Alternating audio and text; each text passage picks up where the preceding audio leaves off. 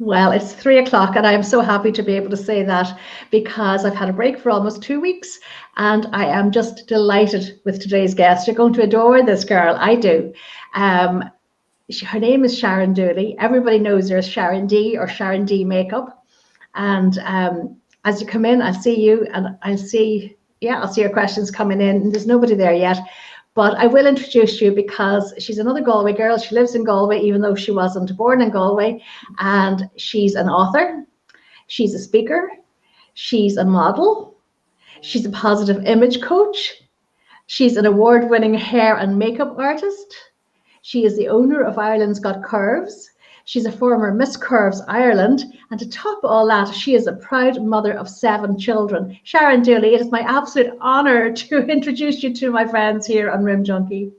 Hi, what an absolute special day. I'm thrilled to come on. I normally watch Room Junkie, so it's great to be the other side of the screen. Thanks, Anne.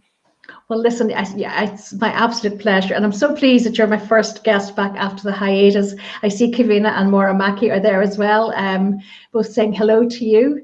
So, but I'm intrigued, Sharon, because you're happily living over in Galway, but you didn't grow up in Galway. And I'd say your upbringing was quite different to the life that you now lead. Am I right? Oh, absolutely. So talk about, we often joke about the story of the city mouse and the country mouse. And, it's basically that. I was born and reared in London, in the UK. So, quite a different life, but a life I really prefer, I suppose. I moved to Ireland in 2001 and, fell for a tribesman. How do you fellow tribesman here? Trish Collins is saying hello, another Galway girl.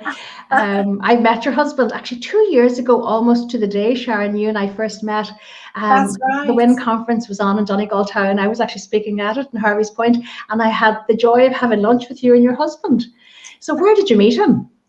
I met him in the famous McGowan's in Fritzborough. If anyone knows, in Dublin, it seems to be a great meeting spot. And it was a whirlwind, you could say. I ended up moving over to Ireland, and the rest, as they say, is nearly history. But I loved it. Like, my friends back home would not believe when I talk about going to the bog to foot turf, or, making brown bread, or at one stage we went to fetch the drinking water from a well, and they were just like, this is not the girl that used to dance till all hours in Ministry of Sound in London. I'm like, no, different person altogether. My goodness.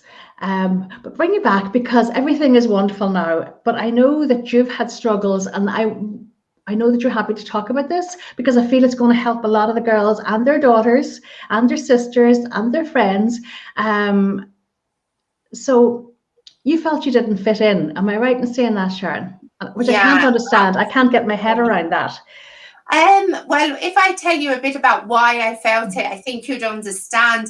And to be quite honest, Anne, a lot of people do not feel they fit in. A lot of people feel that they're putting on a bravado or an act in public.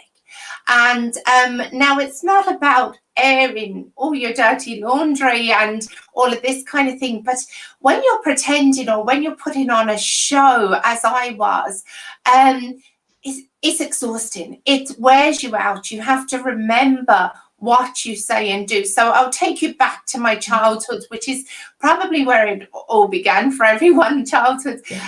My mom was of a religion, and my dad wasn't. So after they got married, some preachers came knocking on my mum's door, and she got the calling, if you like, and she brought us along with us.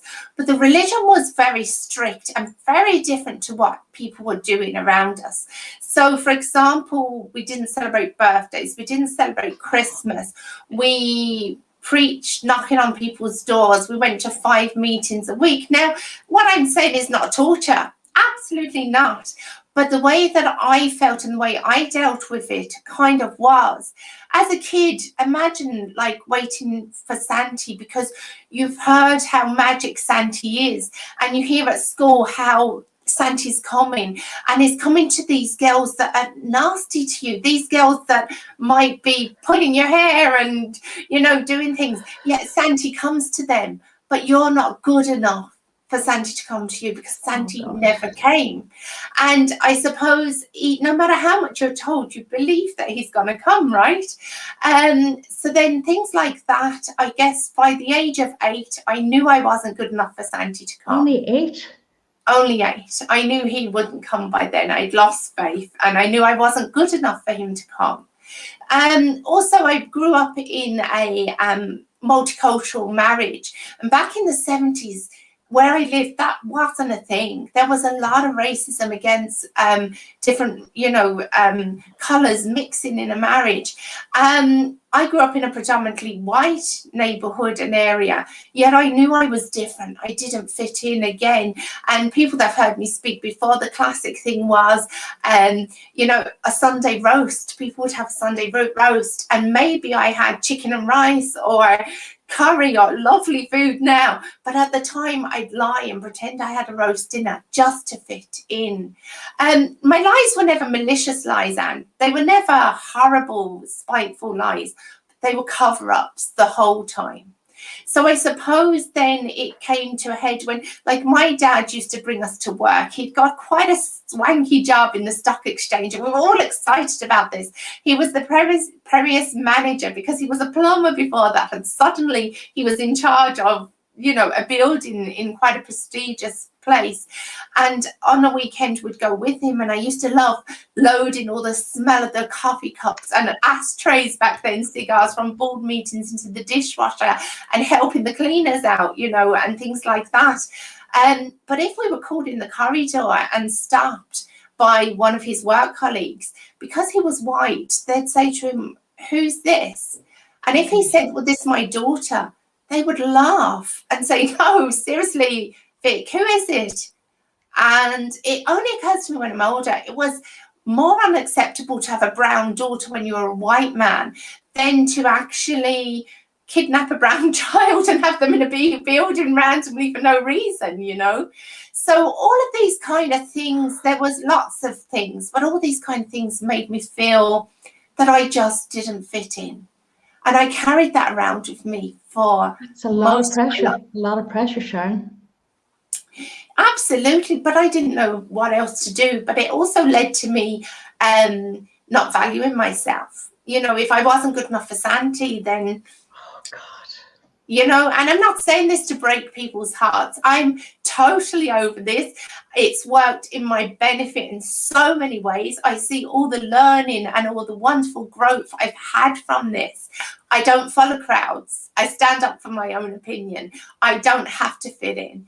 But what it did mean was that I had a very warped image of me. So when you mentioned there about Miss Curves Island, when I won Miss Curves Island, I was actually in my 40s, and I had children, and I was competing. I didn't know that. Yeah, I was competing with people that were like 18, 19. Oh, I love this. Love it. And I won. And although I won, I knew I had won, and I knew it was a smart business move because I won so that I'd have this Miss Curves Island title, and it led me to start my own curvy convention to help women with their body image, to help women fit in, you know. But I used it as a platform. But inside my head, when people say, "Oh, Sharon, you're so attractive," back then, not now, but back then, I would think like, okay, I used to think that people in Ireland were silly because they actually thought that I was so attractive, but I thought they were just being codded because I was a different colour or a different, you know, a novelty. I never rated my looks ever up to that point. Well, Sharon Dooley, I can tell you, 2 years ago, almost today, I was in a room with 400 other women, and the one that caught my eye was you. You were at my table, and I just saw your stunning beauty. And then as I got to know you, I realized that beauty is inside as well. It's what's coming in, it's coming out. You were meant to stand out, girl. You were meant to stand out and be seen. I know.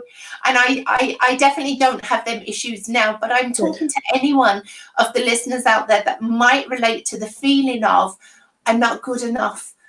other people get that promotion before me. Maybe I won't go and pick my kids up from school. I hide in the car. I won't be seen going into the teacher because what other mums would think. You know, people that are thinking these things about themselves. It's about yourself. Honestly, nobody out there is thinking that about you. And it's what your story you've put in your head is. So that's what I do now. I work with people to help them change their story. So when you change your inner story, you completely change your life. Wow. And tell me this, because there will be, oh gosh, there's a lot of people there. I didn't realize that. If somebody needed to get in touch with you, what's the best way to get in touch with you, Sharon? I would say at the moment, just like here on Facebook, Sharon D Make. Once you're female, I generally accept your requests. If you offer me, you know, to sell me something straight after, I normally just ignore you from that. Absolutely. No, my girls are not like that. My ladies are not like that. But yeah. Some of them have daughters, sisters, and that's a good time. And you know what? I'm thrilled that you're here today, because on Thursday I've got Sinead Steenson, she's a leadership coach, and I know that women have lost, a lot of the girls here have said to me, I've lost confidence during this lockdown because I haven't been in the workplace. So she's going to do that on Thursday. So you're going to work on the mental, the inner work now, and then she can work on the pragmatics of career building on Thursday, which is brilliant, a great marriage. And yes. That really has, a lot of people have lost confidence. Look, and we've been inside. We probably haven't dressed up so much. I mean, I've put makeup on today because I've got quite a few calls online. If I hadn't, I wouldn't, you know. I am here, dressed here. The bottom half of me is in flip-flops, you know. Slippers on, yes. Trying to get back into high heels again, and shoes and everything. It has totally affected us. Some people have grown, but for other people, it's very strange now to meet people in the flesh. We've been meeting people and they've been having masks on, and we're not sure whether to hide away or actually say hello. And we don't even know if they're smiling back at us when we smile because we can't see their face. So of course we're going to feel this way. It is completely natural. If anyone is feeling this way, everyone, you know, that's normal. Don't think it's only you, you know, but it's by talking, it's by sharing. When women can be honest about how they feel, honest about the menopause, honest about telling your child about periods, honest about everything, then we grow together as a group and we can empower each other. It's when we're trying to put on this pretend show, everything's fine, everything's good. Life's not like that. It's not going to be good all the time. It's going to be good a lot of the time, but not all the time. And that's okay. I see. I think there's a question come in here, and it's from Miriam Canan, so I'm going to read it. Do you know what? I think I can put this up so you can see it as well, Sharon. Let me just see this. There we go. Hi, Anne. Sharon, you are fantastic. I know she's fantastic. You've come such a long way. She obviously knows you from before, or maybe she just knows your story now. Can you tell me where you can get ladies' clothes for someone 6'6" and a size 10 in a shoe? Thank you. Wow. Oh, yes, Miriam, I can, in fact, and pop me a message and I will send you links, several links, because off the top of my head, I can't name somewhere, but I do know, I know, like, for example, Long Tall Sally, which you have actually in Northern Ireland, close to where you live, and Long Tall Sally is in Belfast. Miriam's actually in Donegal, or not Miriam's in Dublin, sorry, in Howth in Dublin. Oh, right, yes. Yeah. But they do mail order as well. But leave that with me and send me a direct message and I'll get back to you by the end of the day with that's brilliant. And you know what? I'm delighted, Miriam, saying thank you. And if anybody has a question, don't be shy, just ask away. Please, please do. I know that you've done a lot of mind work as well. And I mean, you've studied this professionally as well. And you read a lot. Well, I'm reading a book, Sharon. I don't know if you've come across it. It's called The Four Agreements. I've actually stopped. I finished reading it. It's one of the girls here. Denise Wise, that's it, sent it to me for my birthday last year, and I've only just read it last week, and it's the only book. I never read a book twice, but I'm going to read this one. a second time round. It's quite incredible. So simple. I've actually been reading that book over and over for nearly 10 years. Really? Yeah, it is an amazing book. And every time I read it, and I get more from it. You can also go on YouTube and have a look at interviews with the author if you look him up. And he's on Oprah, he's on several things. Okay. And you really get the in-depth from him. I love that book. So the 4 Agreements, basically. 4 Agreements. I'll put a little message to. And it's funny, when I mentioned it, I think on Instagram I mentioned it, and a lot of people have said I read it once a year or I read it regularly, because I never watch a movie twice, and I never read a book twice. But this one I will certainly finish again this week. It just was that profound. I mean, so Denise Wise, if you're watching, thank you so much. It's actually a gift that was given to me for my birthday also as well from a friend. And it's a book, when I read now, and this might be a tip, Anne, when you read, instead of just reading, underline and circle. I don't know if you can see that. Can't really know, but no, okay. I actually go with a pen at the points, so then when I need to refresh, I can just skim through to the bits that I really want to, or I could fully read again. But yeah, fantastic rules to live by, rules that I have taught my children to live by from very, my youngest one now is 9, and she's been hearing this her whole life. So it's amazing. It's amazing. I mean, even down to be your best in everything, whatever your best is in that moment. Even now, I was nervous with this live because I've been off for 2 weeks, and I was a bit nervous, and I thought, gosh, is everything going to be okay? Am I going to be okay? That doesn't matter. You and I will do the best that we can now. The one that I find hardest, and I know I'll struggle with, is don't make assumptions. We all make assumptions about ourselves and about everybody else. Yeah. If you spell the word assumption, and it spells something like an ass. U-M-P-T-I-O-N, ass, yes, ass. An ass. And it says, if you make assumptions, it makes an ass out of you and me. And it's so true. Look, we all assume things. And the thing is, we bring so much pain on ourselves once we assume. If somebody walks past you in the street and they ignore you, maybe there's something on their mind. Maybe they didn't see you. Maybe they saw you, but they didn't feel good in themselves to stop and speak. It's not just come from the hospital and got bad news. You never know what's going on behind somebody else's smile, honestly. Yeah, but when you assume you know what happens, you jump to conclusions that are in your head, not in the real world, and you upset yourself. And to make assumptions, even that people do things, we assume that because our behavior is a certain way, other people are going to react the same way. I remember I'm one that when I give my word, because of the 4 agreements, my word's impeccable. If I say I'm turning up, damn right I'm turning up. But if someone else doesn't, I can't assume that they've not turned up because they're just not bothered, or they're not nice people, or they're not whatever. Everyone has their own rules and their own values. My behavior isn't someone else's. So it saves a lot of heartbreak not to make assumptions, for sure. Wow. And tell me this, Sharon, did you have an aha moment during your childhood or during your teenage years when you realized, okay, now I see the whole picture here? Or were you later when that happened? Later, much later, because as I said, I lived in such a busy world in my head of trying to please everyone and trying to be someone that I wasn't, and all of this. When I let all of that go, I had an amazing awakening, you could say. As I said, I think it's probably, to be honest, sorry, I just knocked everything. You're okay. Before, I was probably about 44 before I actually started to say, okay, enough is enough. I'm going to, be my authentic self. And then I realized that life's too short to be anything else.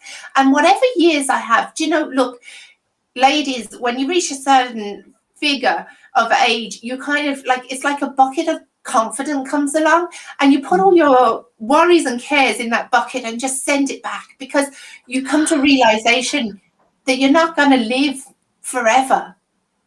And why waste your time, you know, doing anything less? So yeah, I think I had that, and that's probably why I sound like a cult leader and a religious person saying, do this, love yourself, love yourself, love yourself. I'm preaching it, I'm singing it from the rooftops because it's wonderful. It really is. Oh my God, that's like a breath of fresh air. I'm going to share something here, and I'm going to try and say this without crying. But last week, we got really sad news. One of our dear friends who used to come into the Room Junkie show every week or every day, and who joined the masterclass, Sinead, passed away last Sunday. She was 50, and I have been speaking to her so much over the last couple of weeks, and she was in brilliant form. So you are so right. None of us knows how much time we have left, but it's up to us to make the best of that time for ourselves and those that are dear to us as well. Yeah, because lots of people talk about self-love, and I'm very sorry to hear about Sinead, and it's hard. It's very hard. Yeah. It's hard. A lot of people in Ireland, especially, they think of self-love as being selfish. But I'm here to say not having self-love is the most selfish thing you can actually do. And that sounds really bold, and that sounds really like a mad statement. When I look after myself, when I fill up my cup, when I spend me time, look, all my life I kind of wanted to be a bit of an artist, right? And when I started spending time with myself, I said, well, what am I going to do? And I said, I'd like to paint. So these are the kind of paintings that I'm producing. She's an artist as well. Oh my God. I didn't know I had this kind of stuff in me, Anne. And I'm like, you're a makeup artist as well. Yeah. So I'm like nearly dating myself and falling in love with myself, not in an arrogant way, not in a I love me, I'm the greatest, I'm the best. No, that isn't self-love. That's actually quite something else. But self-love, when you spend time enriching yourself, fulfilling yourself, you can then pass that to others. If I'm inspiring anyone out there today, and I hope I am, it's because I'm inspired, because I took time to look after myself and inspire myself first, because you cannot give what you don't have. Oh my word. I'm not often lost for words, but I'm lost for words. Kavina has come in there, and I've dropped my glasses, so I'm going to pick them up and see what Kavina has to say. Oh, Kavina says, that sends shivers down my recipe, Sinead. She knows exactly who Sinead is, and that bucket scenario has really touched a chord with me. Say that again, Sharon, because I've never heard this analogy, this bucket that you fill. Yeah, so I actually have a couple of things about buckets. Okay. So the first thing is, like, I mean, when you reach a certain point in your life, and if you haven't done this already, trust it's going to happen, okay? So you get to a certain point in your life, and it feels like a bucket of confidence comes along, a bucket of not caring what people think. Imagine how free I feel, not caring what people think. Not that I'm going to do things that are going to hurt people and be like, I'm going to rob a bank and I don't care what people think, but not worrying about having this fear around what people might think of me. You know, it's so freeing. So it's like a bucket comes along and gives you all of this confidence, and all your worries go in it and you just send it back. Now, another bucket that I'd like to talk about is the anti-bucket list. So we always have a bucket list, but have you an anti-bucket list? A list of things that you're just not going to do. You know it doesn't make you feel good. You know it burns you out. You know it takes away from you as a person. Have you written that contract of things that you're not going to do anymore? Oh my word! I just realised I've done something I shouldn't have done in dropping the news about Sinead to the girls. Mary White and Jane are there, and Kavina. Girls, I will talk to you later on. I'm sorry, I didn't mean that to be a shock, because it was a shock, and it was a shock for us too. And to be honest, I almost don't believe it in my head, even though I know it's true. But you know what, that is amazing, because it's things like, I'm thinking of things like, you know, the people that drain you, maybe take them out of your life. Don't let them take away your precious energy anymore. Yeah, definitely. And the things, you know, some people, and they cannot say no. I used to be like that, and getting better. Yeah. But do you realize when you say yes to something, you are actually saying no to something else? Correct. If I say yes, I can be on your show today at this time, I'm actually saying no to everything else that could be happening at this time around me. And sometimes when we say yes to things and we haven't that energy or the time to fully complete something for someone, we're actually robbing them by saying yes. Whereas if we just said we can't really do it, no, they would find someone else that could maybe do it better at that time for them. So saying no is such a powerful thing. It's not a negative thing. It's a really powerful thing. Because I remember when the boys were smaller and I used to say yes to everything, anything I was ever asked to do. And then I would end up resenting them, Sharon. So I suppose if you're selective and give your all to everything, this is going back to the 4 agreements. Yes. Give it your absolute best and only do it if you know you can do your best and you want to do it. Yeah, so be impeccable with your words. So when you say you can do it, you're going to show up, you're going to do it.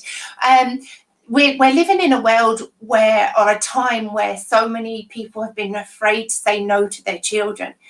And I'm not criticizing here. I'm not saying anything to anyone. But when we don't teach our children no, the world's very scary for them when they leave home. It really is, because they're not used to just getting what they ask for, it's quite my son now. I haven't got parenting 101 down. I haven't got it right. Maybe by the time I come to number 7, I might have a clue what I'm doing.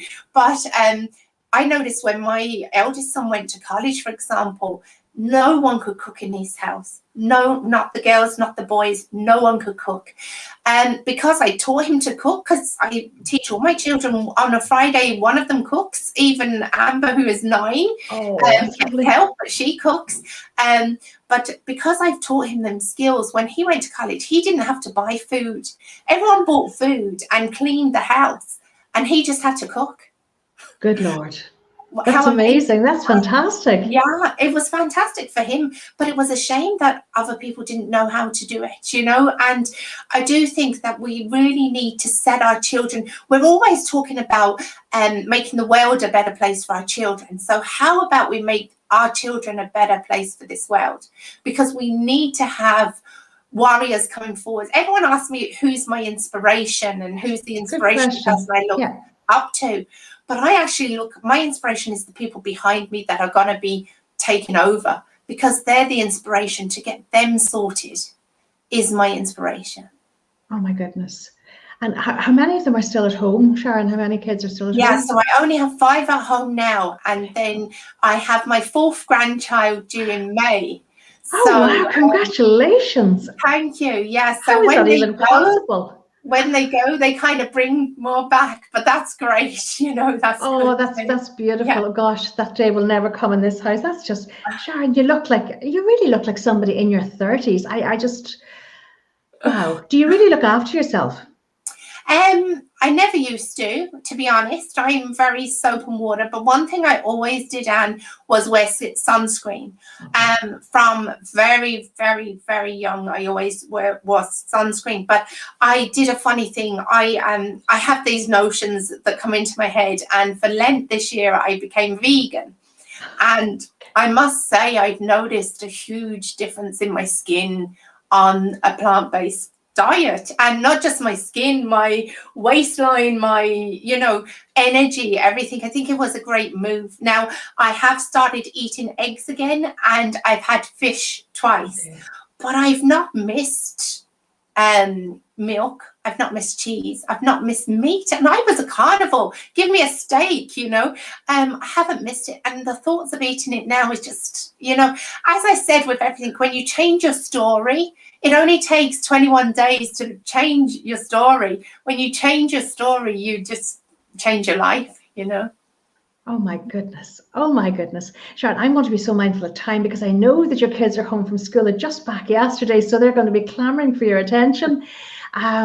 I could have you here all day. Maybe you would come back another day, because I have a funny feeling that there's going to be a lot of reaction, and a lot of girls, because a lot of the moms are picking kids up from school now at 3 o'clock, they'll watch later. The girls who are working on the front line will watch later. Kevin is saying, Sharon, you look fab. Can't believe you're a granny. Fair play to you. We need your secrets. Well, you know what? Maybe we will have you back, because you're giving us some of the internal secrets, and I've no doubt they're important as well, because I think what's on the inside is reflected outwards. But you do look amazing, and you're the most incredible inspiration. I knew from the first minute I met you, you have an aura about you, something very, very special. Thank you. As I say, Anne, I was born to be outstanding, and that's it. But Anne, thanks so much, and thank everyone for watching. Feel free, more than free, to contact me at any stage. I'm very open, and yeah, we'll catch you all soon. Your fellow Galway girl, Trish Collins, is saying, very positive lady, looks amazing. She does, and Trish looks amazing as well. Maybe it's something in that air over in Galway, because Mandy Marr was on here a couple of weeks ago, and she looks pretty incredible as well. You probably know Mandy from your modelling days. I know Mandy, yeah, she's lovely, lovely one. Brilliant girl. Okay, well, deep breaths. Sharon, I thank you so much, because I know how busy you are, and I know how busy this week is for you. So I'm just thrilled that you're able to be here. So ladies, I'm back tomorrow at 3 o'clock. I've got another fabulous guest tomorrow. Breffney O'Kelly she's qualified in real estate. There's nothing she doesn't know about property, but what she does is something a little bit different. She is a property finder. So she's not selling houses, which is a very good thing if you're buying a house. She is totally on your side. So if you've got property questions, or if you've got kids thinking of buying a house, tune in tomorrow and ask her. And then on Thursday, I've got the fabulous Sinead Sharkey Steenson, who she's a motivational speaker internationally. She's a leadership coach. She has a huge business background, but she's all about women. And yeah, she's a breath of fresh air as well. An amazing girl, absolutely amazing. And if anybody is nervous about their career, feeling a bit underconfident about their career at the moment, or just need a boost, Sinead will be back on Thursday. We're here on Thursday, and then on Friday I'll be back for our usual live Q&A for your interior design questions. But I'm also going to touch on the importance of taking time out and giving yourself a little bit of self-love, and Sharon's given us a good inroads into that, because I know that I was ready to burn out, girls. I took 2 weeks off and I'm back with a bang. Sinead is here, said, haha, I just happened to join in there. Fantastic. Jane Canning is saying, you are a fabulous lady, Sharon, and just so you are. Miriam is saying, what an inspiring session. Thank you, Sharon. Oh my God, the accolades will just come on and on and on. So I promise I will have you back. I know the girls would love to have you back, and I would love to have you back as well. So thank you from the bottom of my Donegal heart to this Galway girl, adopted Galway girl, and hopefully I will get to see you soon at another live event before too long. Thank you. On that note, it's over and out. Stay safe and stay fabulous, girls, and I will be back here at 3 o'clock with Breffney O'Kelly tomorrow.